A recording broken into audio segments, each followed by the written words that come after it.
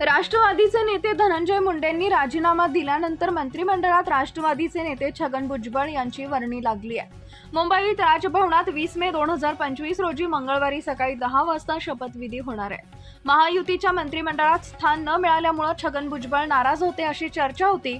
आता त्यांना मंत्रिपद देऊन नाराजी दूर करण्याचा हा प्रयत्न असल्याचं बोललं जात आहे। छगन भुजबळ यांनी 1960च्या दशकात नव्यानं स्थापन झालेल्या शिवसेनेतून आपली राजकीय कारकीर्द सुरू केली। राजकारणात येण्यापूर्वी ते मुंबईतील भायखळा मार्केटमध्ये भाजी विकायचे।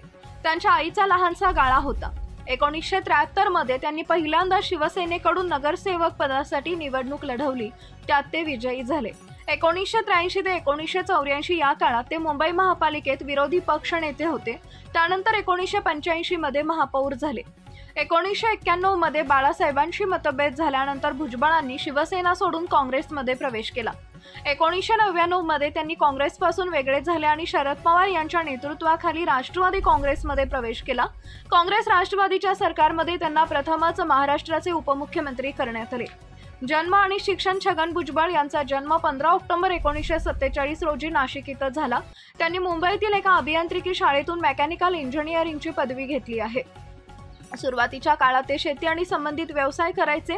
त्यांना लहानपणापासून राजकारणाची आवड होती।